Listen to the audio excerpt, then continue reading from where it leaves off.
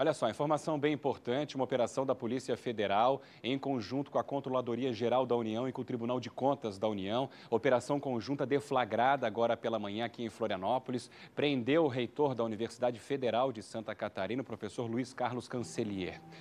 Imagina acordar com uma batida na porta às 6 da manhã.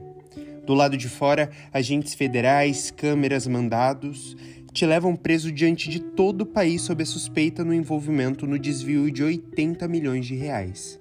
Mas você não movimentou esse dinheiro, não assinou contratos, não teve acesso às contas e mesmo assim, seu nome é estampado nas manchetes como símbolo da corrupção.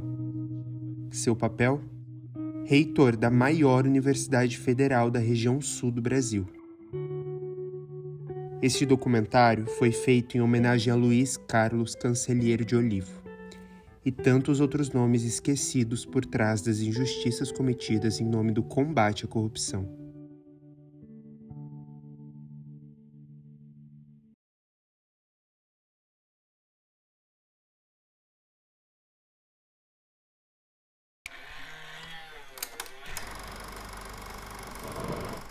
Luiz Carlos Cancellier de Olivo nasceu em 1958, em Tubarão, no interior de Santa Catarina. Jornalista, professor, doutor em Direito, um homem com paixão pela educação pública, que acreditava na universidade como um espaço de transformação social. Em 2016, foi eleito reitor da Universidade Federal de Santa Catarina com apoio massivo da comunidade acadêmica. Não era apenas um gestor, era um símbolo de diálogo, de escuta, de resistência. Pela primeira vez em anos, professores, técnicos e estudantes se sentiam ouvidos e respeitados.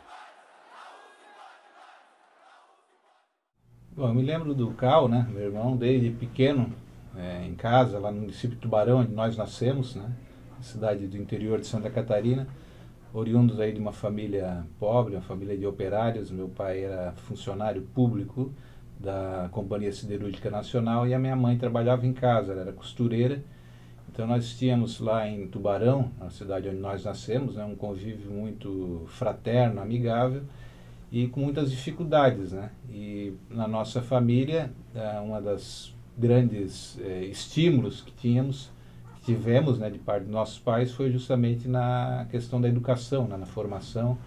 E mesmo com todo esforço e dificuldades familiares, né, os nossos pais conseguiram, né, formar tanto o Cal quanto a Cioli, que é o irmão mais velho, e eu, na universidade. O Cal, ele começou, portanto, na área do jornalismo, né, desde Tubarão, envolvido também com o movimento estudantil, com as causas da redemocratização do país, dos movimentos políticos. Ele ingressou na universidade, teve um período, inclusive, que ele foi a São Paulo, passou no vestibular, foi estudar, mas optou aqui pela Universidade Federal de Santa Catarina, que para ele foi, sem sombra de dúvida, a segunda casa. Ele resolve, então, depois de alguns anos, retornar à universidade, onde conclui o curso, a graduação dele em Direito. Ele, em seguida, já segue ao mestrado, apresentando na época também temas bastante inovadores. Depois segue ao doutorado e ingressa efetivamente como professor titular, professor da Universidade Federal de Santa Catarina, no curso de Direito, onde ele se graduou, fez o mestrado e o doutorado, né? Passa uma carreira também muito intensa na gestão do Departamento de Direito e do Centro de Ciências Jurídicas, né? Até chegar ao ápice da carreira dele acadêmica aqui, que foi a eleição para a reitoria da Universidade Federal de Santa Catarina. Ninguém imaginava, nem ele, eu tenho certeza, nem eu, que ele um dia seria professor universitário, menos ainda eu, porque naquela época ambos trabalhávamos como jornalistas, ou ele como assessor. Mas o que marcava naquela altura era uma inteligência, uma erudição, porque o Cancellier, a exemplo de vários da nossa geração, foram estudantes do final de um período de exceção no Brasil, né?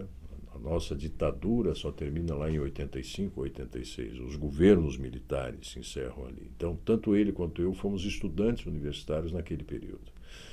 E ele demonstrava sempre no movimento estudantil e depois na atuação dele como assessor, essa preocupação com os fundamentos da formação política. Ele sempre foi uma pessoa muito bem formada politicamente, eu diria quase um erudito na formação política. Ele era muito articulado, era um homem de fácil diálogo, entende? Era um homem que tinha uma grande facilidade em acertar litígios difíceis de serem acertados, porque, você sabe, esse mundo, o da política estudantil, ou da política universitária, é um mundo competitivo, é um mundo de facções, de pessoas que pensam diferente. Ele sempre buscou nas pessoas aquilo que as pessoas têm de bom. E mesmo em relação a adversários políticos, né, nesses vários estágios, entende, que ele militou, onde ele esteve, a tendência dele era sempre reduzir os danos, entende, reduzir os conflitos, passar a ideia, entende, que é possível, entende, um caminho comum. Entende? Isso é que fez. Isto é um tipo de líder, entende? O líder conciliador. O Cauã, na verdade, ele sempre foi um articulador político que atuou nos bastidores da política, né? Tanto do movimento estudantil quanto a própria política estadual e nacional. Ele sempre foi considerado um dos grandes articuladores, né? E bastidores, e assessorando políticos, ou também dando diretrizes ao movimento estudantil, né? Ele, em poucos episódios, ele se transformou no protagonista efetivamente dessas ações, como foi o caso aqui na Universidade Federal de Santa Catarina, quando ele disputa uma eleição para o centro acadêmico, ou melhor dizendo, para o diretório central dos estudantes, né? Ele como candidato. E a segunda vez foi justamente quando ele se candidatou a reitor da universidade, precedido pelos 2 outros cargos que ele disputou no âmbito do Centro de Ciências Jurídicas. Então, o Cauã, ele, embora tenha sido marcado a sua trajetória pela eleição como reitor, ou seja, como protagonista de uma universidade federal, né, como líder de uma universidade federal, ele atuou a maior parte da sua existência, né, nos bastidores, né, como grande articulador, como pessoa, na verdade, como líder que buscava o consenso, né, ele buscava muito diálogo, né, então ele tinha essa grande característica, que era buscar, através da articulação política, né, as soluções para os diversos setores que ele atuou. E quando nós voltamos a nos encontrar, eu já professor dessa universidade há alguns anos, e ele retornando à universidade como diretor do Centro de Ciências Jurídicas, o que passa a marcar, do meu ponto de vista, a sua personalidade, é aquilo que muita gente ressalta nele, essa capacidade de dialogar, de respeitar, de conversar, de manter a conciliação como base de qualquer conflito. Eu fui aprendendo muito com ele, porque realmente, como eu te digo, era um político. Ele não brigava com ninguém, ele organizava tudo. Então, assim, o CCJ até hoje está procurando seu caminho, porque, infelizmente, ele era o CCJ, não no sentido de uma autocracia, mas porque ele organizava.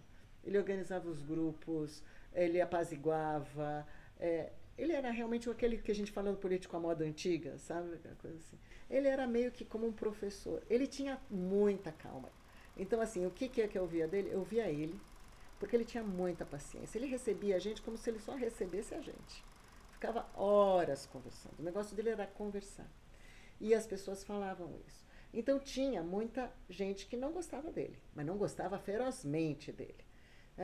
E eu olhava e falava assim, vejo por que as pessoas não gostam. E aí, qual que era a questão? Os de direita não gostavam dele porque diziam que ele era de esquerda. E os de esquerda não gostavam dele porque diziam que ele era de direita. Todos estavam certos, na minha opinião. E aí o que eu ouvi era isso, né? E o que acontece é que na universidade, acho que no mundo mesmo, essa história de direita e esquerda, ela tem nuances, né? Que ele conseguia perceber, e ele tinha na ideia o seguinte: é a universidade. Direita ou esquerda é a universidade.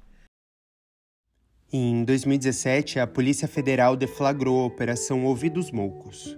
O nome fazia referência ao livro de um corregedor assassinado décadas antes. Mas a operação não tinha o mesmo heroísmo da referência. A denúncia um suposto desvio de verbas do Programa de Educação à Distância. Cancellier não era investigado inicialmente, mas acabou incluído na operação. Foi preso preventivamente, algemado, conduzido ao presídio, proibido de entrar na universidade que ajudou a construir. Tudo isso sem provas concretas. As manchetes não pouparam. Reitor preso por desvio milionário. Mas a justiça nunca foi tão cega. Todos nós fomos pegos de surpresa por aquela operação que prendeu o Cal e outros professores da universidade sem nenhum tipo de aviso. Claro que uma operação policial ela não é notificada anteriormente, né? Na época, inclusive, os meios, os procedimentos eram diferentes dos atuais. A Lei Cancellier, que foi assinada alguns anos após aquele episódio, ela tornou, digamos assim, proibida aquele tipo de ação. O que era? Chegar na casa de uma pessoa às 6 horas da manhã, prendê-lo, levá-lo para um interrogatório, em seguida já levá-lo para a prisão e deixá-lo ao esmo e sem aquela devida assistência legal. Quando ele foi preso, entende, foi, claro, que uma grande surpresa, porque as manchetes diziam que um golpe na universidade havia um golpe de 80 milhões de reais da universidade, havia sido fraude, etc., em que o comandante da quadrilha era o Cal. Era assim que dizia a imprensa, dizia todo mundo dizia. Ele estava no Jornal Nacional, onde você quisesse estava a foto do Cal, entende, como um ladrão, entende? Eu acordo de manhã e tem um aluno meu, pós-graduação, uma pessoa, um aluno que não tinha grandes contatos, me telefonando, né? Eu falei, que porcaria é essa, né? Aí eu vou olhar e vejo que ele já tinha me mandado uma série de mensagens. Aí ele falou, você viu a notícia no Globo? Eu falei, que Globo? Que notícia? Aí já ligo para ele, o que está acontecendo? Ele abre o computador. Aí eu falei, meu Deus do céu, o que é isso? O que está acontecendo? Então, assim, foi que estupidez é essa, né? Que cachorrada é essa? Como assim preso? Como assim roubou? Como assim desviou? Como assim, né? Tudo como assim? E aí, como assim? E o evento, né? O presidente da corte? O que está acontecendo, né? E, bom, e aí o presidente da corte estava lá. Curiosamente, foi o único discurso jurídico em favor do reitor. E ele fala, não conheço, mas isso é contra o Estado de Direito. Isso é inconstitucional. Não quero saber qual é o grau de responsabilidade e de culpa dele, porque isso tem que ser apurado em processo. Ninguém pode ser preso dessa forma. Foi o discurso dele. É bom situar que, naquele ano, 2017, né, o Brasil vivia uma época de escândalos um atrás do outro, né? Havia Lava Jato em movimento e tudo parecia possível. E eu me lembro muito bem, eu morei 20 anos em Florianópolis, o tempo todo que eu trabalhei na TV Cultura e mesmo depois, e ouvi, não sei se no rádio, na televisão, sei lá, a notícia de que a Polícia Federal teria desbaratado uma quadrilha comandada pelo reitor da universidade, que teria roubado 80 milhões de reais. E a primeira reação que eu tive foi a reação normal das pessoas daquele momento, de dizer, meu Deus, como é que é possível, né, uma quadrilha roubar 80 milhões de reais, inclusive o próprio reitor está envolvido. Na época, aí, claro, a gente sabia que era Lava Jato, sabia que era a mesma técnica, era a mesma delegada, que deu nome, né, é o modus operandi, né, me apropriando do termo que as polícias gostam de usar. Primeiro prende, depois tenta colher alguma prova, vê se consegue obter alguma delação, negocia a delação e mantém preso, ou, né, enfim, vai usando o sistema, que é lawfare clássico, né, clássico. É uma violência muito grande. Então, assim, quem passou por isso, assim, né, por uma injustiça dessa, é uma violência, né, por uma violência dessas, a pessoa muda. Cada um reage de uma forma, mas a pessoa muda. A partir da Operação Lava Jato, o que acabou sendo construído foi um ambiente no qual se partia de uma premissa de que todos eram culpados até prova em contrário. E o método da Lava Jato era rigorosamente o mesmo que foi adotado aqui. Você faz um vazamento de informações privilegiadas para a imprensa, você constrói uma premissa de que todas aquelas pessoas são efetivamente culpadas e você as prende de forma completamente espetacular, midiática, enfim, para depois conduzir um processo que a gente viu no que culminou. No serviço público, na administração pública, qualquer processo só pode ser visto com os olhos do que ele contém e não daquilo que eu imagino que ele deva ter. Então nós tivemos inúmeras histórias, daria um segundo documentário só sobre, eu vou chamar de equívoco para ser generoso, com os equívocos cometidos no curso do processo da Ouvidos Moucos. Nas primeiras denúncias da Ouvidos Moucos, o que mais a mídia evidenciou foi, evidentemente, o desvio de 80 milhões e o chefe da quadrilha, o Daur, que nem era o reitor. A imprensa nunca se perguntou, poxa, se o desvio é de 80 milhões, quanto é que era o total? Bastava olhar isso foi feito pela delegada Marena, da Polícia Federal, que tinha virado estrela com a personagem no cinema. Então, esse espaço de visibilidade que todos eles alcançaram foi terrível para qualquer outro processo, a Lava Jato e depois Ouvidos Moucos. Então, essa era uma primeira pergunta básica para se fazer. Eles não fizeram isso, entende? Não perguntaram nada, os canalhas, não perguntaram nada, eles foram em cima. Essa mulher maluca, essa Érica Marena, essa mulher é uma mulher, entende? Uma mulher desqualificada. É a mulher que é o resultado do Lava Jato, entende? Essa que é a verdade. A Lava Jato era isso mesmo, entende? Quer dizer, eram pessoas que se achavam, digamos assim, salvadores da pátria, que é o pior tipo de cara que existe. Patriota e salvador da pátria são pessoas, entende, que tem que cair fora, sair longe dessa gente. Porque eles daí, em nome de salvar a pátria, em nome do patriotismo, eles fazem as maiores barbaridades. Foi o que eles fizeram, essa Érica, esse Moro, esse Deltan Dallagnol. Né? Um dos professores preso, inclusive, humilhado como reitor, ser viciado como reitor, foi acusado no depoimento do delegado, que ele prestou ao delegado, de ter 2 fontes do serviço público de renda. E ele ficou surpreso com a pergunta do delegado, mas como é que vocês chegaram a isso? Porque nós tivemos acesso ao seu extrato bancário e lá aparece Proventos, Universidade Federal de Santa Catarina, Proventos, Instituto Federal de Santa Catarina. Na minha conta corrente, na sua conta corrente, o senhor recebe das 2 fontes, isso é ilegal. Delegado, o senhor não me leve a mal, mas quem recebe proventos do Instituto Federal é minha esposa e nós temos conta conjunta. Então, veja o grau, o nível de má intenção, de má fé, de preconceito, de premissa inválida nesse processo. Como é que um processo como esse se sustenta? Do mesmo jeito que se sustentou na Lava Jato, com a cumplicidade da mídia, com a má-fé dos agentes públicos de todas essas instâncias, procuradorias, polícia, CGU, aqui em particular, Justiça Federal, de crer que aquilo que eles queriam que fosse uma montanha gigantesca acabou parindo um rato. E ele viveu um momento, assim, digamos assim, de uma conjuntura nacional de início de uma própria campanha que foi o lavajatismo, né? No sentido de perseguir não só os adversários políticos, né, como foi o caso, mas também todos os intelectuais, professores, artistas, né? O que nos faz associar muito aquele período de 2017 com aquele período da ditadura militar, né?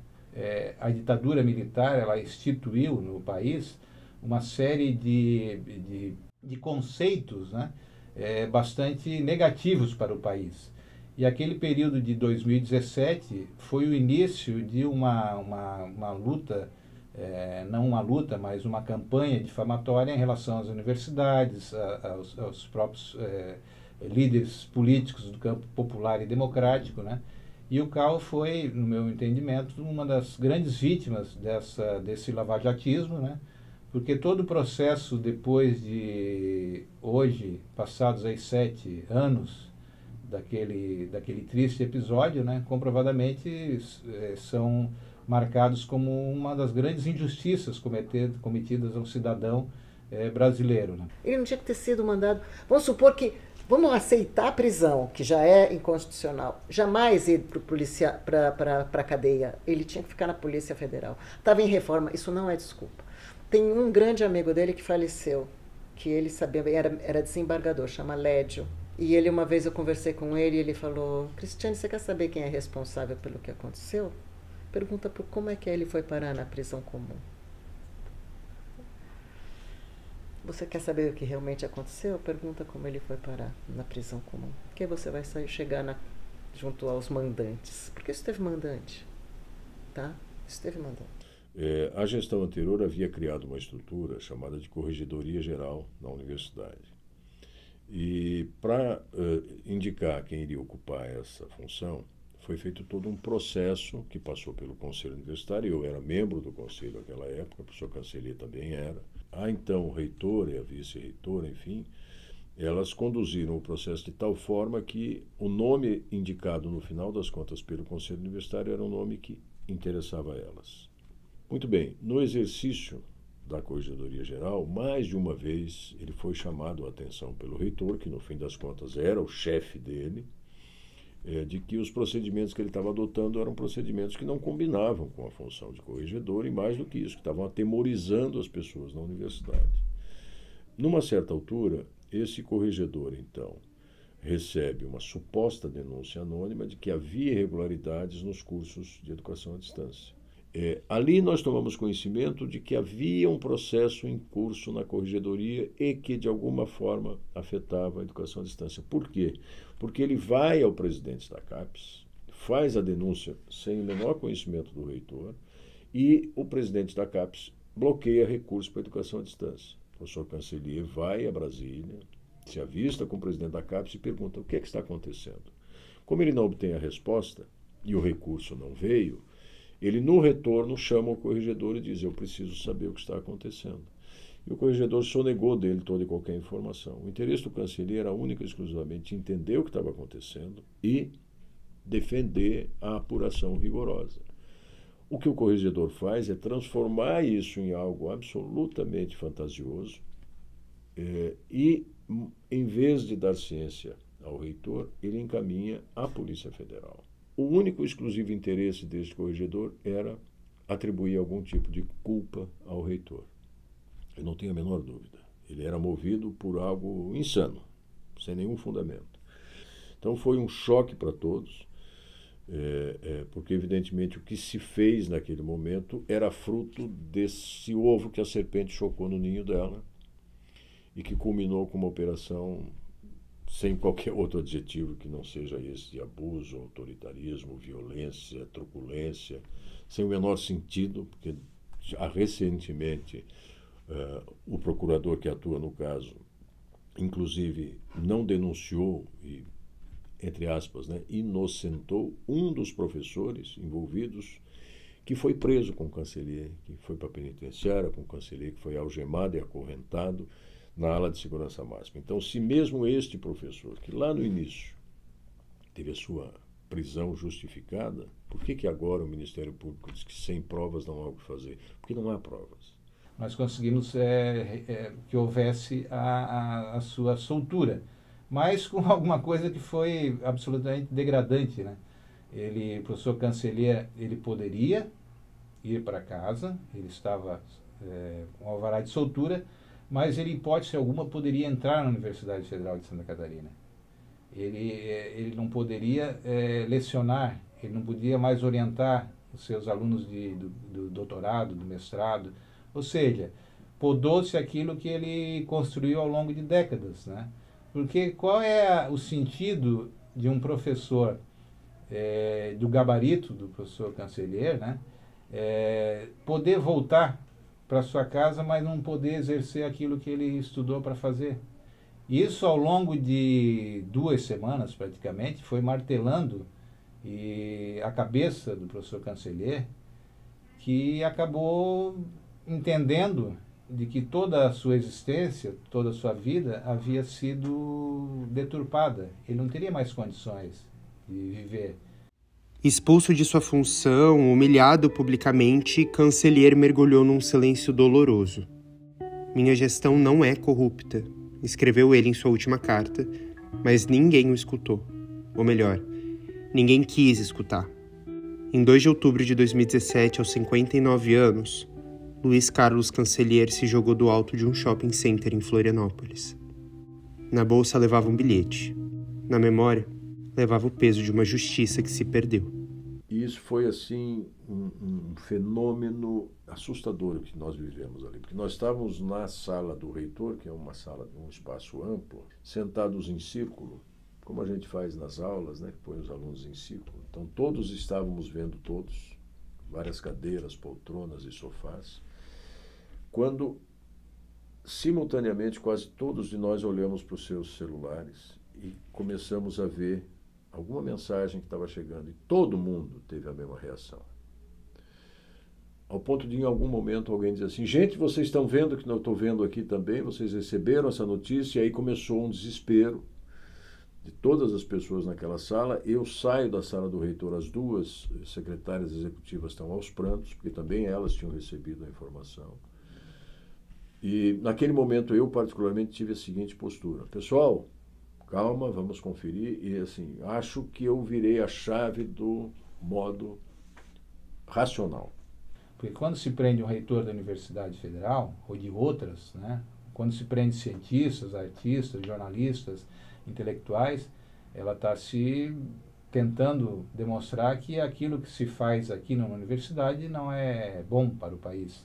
Então o Cal resolveu então mostrar, olha só, através do meu exemplo eu vou deixar marcado uma atitude para dizer que a ciência é o caminho, que a educação é o caminho, que o direito, o Estado de Direito é o caminho, né? A democracia é o direito, é o caminho.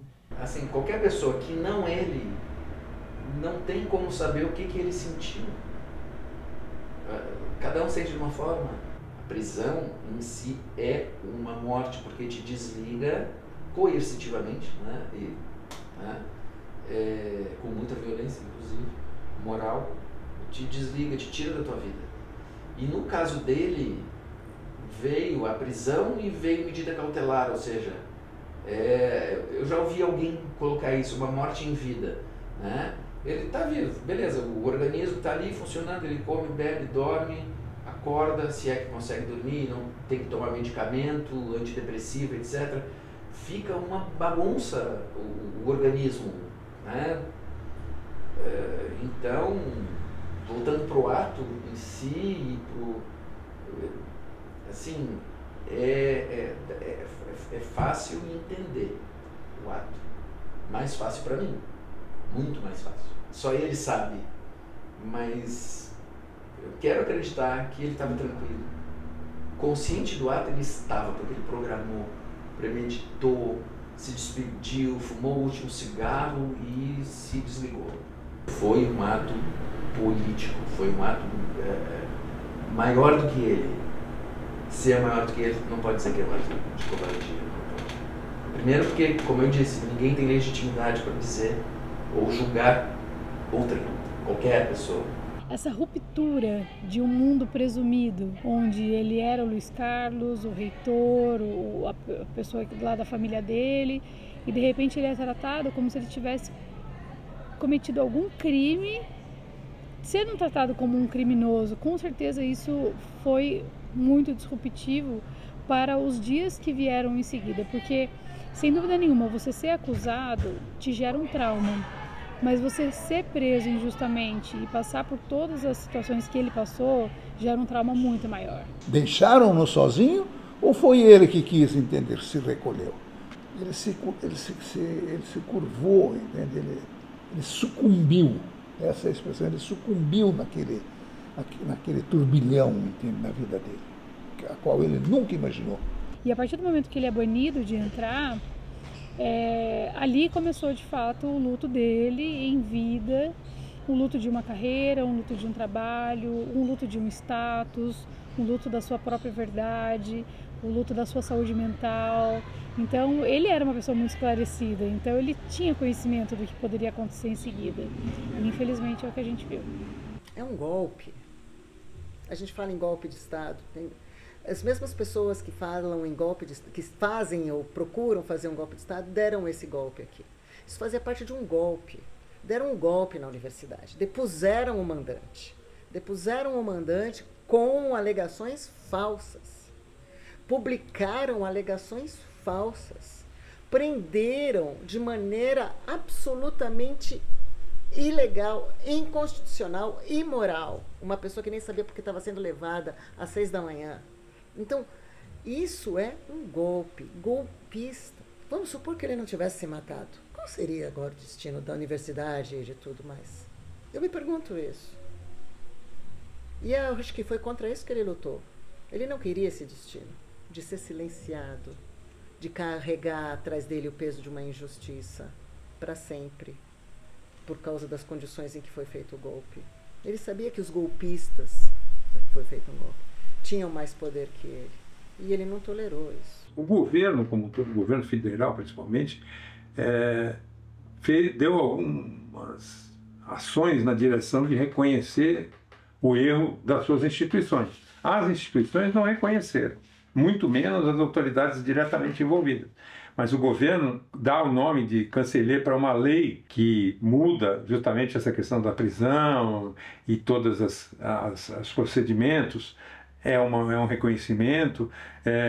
Recebeu o irmão do Cancellier, os irmãos do Cancellier, acho que foi o presidente Lula, lá para reconhecer a inocência do reitor, né? O reitor é hoje nome de rua em Santa Catarina, então tem uma série de pequenas ações que registram, mas o fato é que, objetivamente, quem esteve envolvido não reconheceu, não foi punido, ninguém foi punido pela irregularidade na ação da Polícia Federal, aí eu acho que não vai ser punido tão cedo. E mais do que isso, até hoje, o processo não terminou. Ele se arrasta na justiça muito lentamente. Não sei qual vai ser o resultado dele, acho que ninguém sabe. A morte de Luiz Carlos Cancellier de Olivo foi um acontecimento trágico, infausto, mas não só.